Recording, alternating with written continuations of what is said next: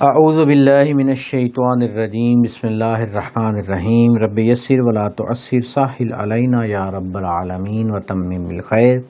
فقہی احکام کی سلسلہ وار گفتگو، الحمدللہ ہماری تقلید کی بحث مکمل ہو چکی ہے۔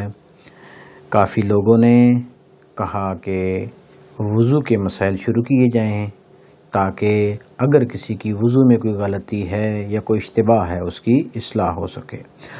ہم نے آج وضو کے بارے میں پہلی گفتگو کرنی ہے۔ واجبات وضو یعنی وضو میں کون کون سی چیزیں واجب ہیں۔ سب سے پہلے نیت واجب ہے، چہرے کا دھونا، بازوؤں کا دھونا، سر اور پاؤں کا مسح۔ جہاں تک ہے بات نیت کی، نیت کے بارے میں ہم نے ایک تفصیلی گفتگو کی تھی کہ نیت کا تعلق زبان سے نہیں بلکہ نیت کا تعلق دل سے ہوتا ہے۔ جب آپ صبح اٹھتے ہیں اور اٹھ کے واش روم جاتے ہیں، طہارت کرنے کے بعد آپ ٹوٹی کی طرف بڑھتے ہیں، بیسن کی طرف یا لوٹے میں پانی بھرتے ہیں، آپ کا یہ کام کرنا ہی آپ کی نیت ہے۔ یعنی نیت کا کیا مطلب ہے؟ دل کا ارادہ، آپ کا قصد کرنا، آپ کا ارادہ کرنا، یہ ہی نیت شمار ہوتا ہے۔ جب آپ ظہرین کی نماز پڑھنے کے لیے آپ جاتے ہیں، وضو کرنے کے لیے، آپ کا یہ جانا ہی نیت ہے۔ مثلا غسل کی نیت کیا ہے؟ آپ کا تولیہ اٹھانا، آپ کا مثلا کپڑے لے کے حمام کی طرف بڑھنا، یہ آپ کی غسل کی نیت ہے۔ یعنی نیت کا تعلق دل سے ہے، زبان سے نہیں ہے۔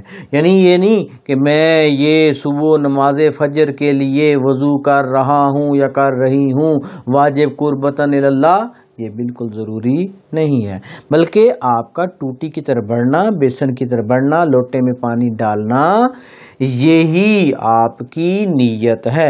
آپ کے دل کا ارادہ، آپ کے دل کا قصد جو ہے، یہ آپ کی نیت ہے۔ چہرے کا دھونا، وضو میں دوسرا جو واجب ہے وہ ہے چہرے کا دھونا۔ چہرے کو جو ہم نے دھونا ہے، لمبائی میں جہاں سے سر کے بال اگتے ہیں وہاں سے لے کے ٹھوڑی تک، یہ ہے لمبائی میں، اور چوڑائی میں انگوٹھے کی مقدار سے لے کر آپ کی جو درمیان والی بڑی انگلی ہے، وہ جتنی مقدار چہرے پہ آ جائے اس مقدار میں دھونا واجب ہے۔ اب اس لیے کہ آپ کو یقین ہو جائے کہ اتنی مقدار دھل گئی ہے، تھوڑا سا سائڈ بے پی آپ دھو لیں تاکہ آپ کو یقین ہو جائے کہ جتنی واجب مقدار ہے وہ دھل گئی ہے۔ مثلا آپ نے چہرے میں پانی ڈالا اور آپ یہاں تھوڑا سا ادھر کر لیں اور اس کے بعد یہاں تھوڑا سا ادھر کر لیں تو آپ کو یقین ہو جائے کہ آپ کی یہ واجب مقدار چہرے کی دھل چکی ہے۔ اس طرح جو سر کے بال اگنے کی جگہ ہے وہاں سے بھی تھوڑا سا اوپر اور تھوڑا سا نیچے کر کے آپ چہرے کو دھوئیں۔ جو چہرے کے اندرونی اعضاء ہیں ان کو دھونا واجب نہیں ہے، لہذا فقط آپ اگر آنکھوں پہ ایک دفعہ ہاتھ پھیر لیتے ہیں یا مثلاً اس طرح کر لیتے ہیں، یہی آپ کے لیے کافی ہے۔ بازوؤں کا دھونا، بازو کہنی سے لے کے ہاتھوں کی انگلیوں کے سرے تک، یعنی آپ یہ کہنی اور یہ بازوؤں کا، یہ کہنی سے لے کے ہاتھوں کی انگلیوں کے سرے تک، یہاں بھی آپ نے کیا کرنا ہے کہ آپ کو یقین ہو جائے کہ پورا بازو دھل گیا ہے، تھوڑا سا اضافی دھو لیں یہاں سے یہاں تک، اگر انگوٹھی ہے اس کو آپ ہلا لیں دایاں بازو، اس کے بعد بایاں بازو اسی طرح کہنی سے لے کے ہاتھوں کی انگلیوں کے آخری حصے تک، یہ یقین کرنے کے لیے کہ سارا حصہ دھل گیا، تھوڑا سا اوپر سے دھو لیں۔ یاد رکھیں کہ چہرے کا دھونا اور بازوؤں کا دھونا، یہ جو دھونا ہے یہ فقہ جعفریہ میں 1 دفعہ واجب ہے، 2 دفعہ مستحب ہے، اور تیسری دفعہ دھونے سے وضو باطل ہو جاتا ہے، لہذا یا تو 1 دفعہ دھوئیں واجب یا 2 دفعہ مستحب دھو سکتے ہیں۔ بازوؤں کے چہرے کا دھونا، بازوؤں کا دھونا، اس کے بعد ہے سر اور پاؤں کا مسح۔ سر اور پاؤں کے مسح میں ایک انتہائی اہم بات یہ ہے کہ سر اور پاؤں گیلے نہیں ہونے چاہیے بلکہ خشک ہونے چاہیے۔ اعضائے وضو گیلے ہوں تو دھو سکتے ہیں، وضو کر سکتے ہیں، کوئی مسئلہ نہیں، لیکن اعضائے مسح یہ خشک ہونے چاہیے پہلے۔ لہٰذا اگر سر کے مسح کے وقت آپ کے بال بڑے ہیں جس طرح کے میرے بڑے ہیں تو ان کے اوپر مسح نہیں ہوگا۔ بڑے کا کیا مطلب؟ بال ادھر سے ادھر چلے جاتے ہیں، ادھر سے ادھر آ جاتے ہیں، ان بالوں کے اوپر مسح نہیں ہوگا۔ لیکن اگر بال چھوٹے ہیں، ادھر ادھر نہیں جاتے، ان کے اوپر ہی آپ مسح کر سکتے ہیں۔ بڑے بال ہیں تو بڑے بالوں میں آپ یہ کر سکتے ہیں، یا تو آپ درمیان میں سے مانگ نکالیں کہ آپ کے سر کی جلد واضح ہو۔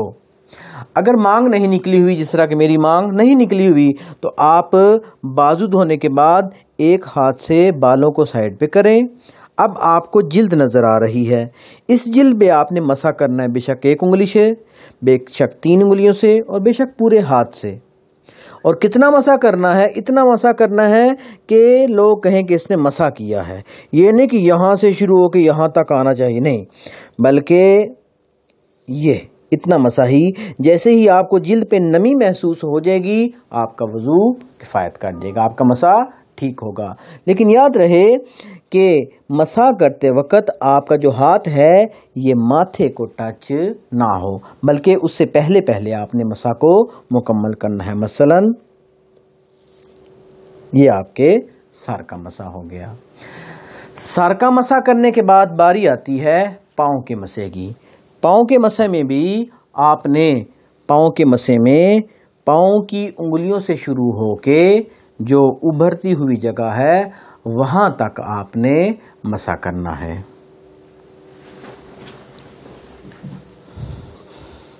پاؤں کا مسح، اب یہ دیکھیں پاؤں کے مسح میں آپ نے انگلیوں سے شروع کرنا ہے، ابھرتی جگہ تک لے کے آنا۔ یہاں بھی آپ بے شک ایک انگلی سے اگر پورا مسح ہو رہا ہے ٹھیک ہے، 3 انگلیوں سے، پورے ہاتھ سے، لہذا اگر آپ مسح کرنا ہے تو آپ نے یہ مسح کرنا ہے۔ اسی طرح بائیں پاؤں کا، یاد رہے سر اور پاؤں کا مسح کرتے وقت پاؤں یا سر کو نہیں ہلانا بلکہ ہاتھ کو ہلانا ہے، یعنی یہ نہیں آپ نے کرنا، نہیں، بلکہ ہاتھ رکھ کے اس کو آپ نے پھیرنا ہے۔ لہٰذا یہ وہ چیزیں تھیں جو وضو میں واجب تھیں۔ اس کے علاوہ مستحبات بھی ہیں، مثلا کلی کرنا، ناک میں پانی ڈالنا، لیکن ہم نے آپ کو فقط واجبات وضو بتائے ہیں۔ اپنے اپنے واجبات کو آپ اچھی طرح سیکھیں تاکہ وضو ٹھیک ہوگا تو نماز ٹھیک ہوگی۔ انشاءاللہ ہم اپنی اگلی ویڈیو میں پریکٹیکل وضو کر کے آپ کو دکھائیں گے۔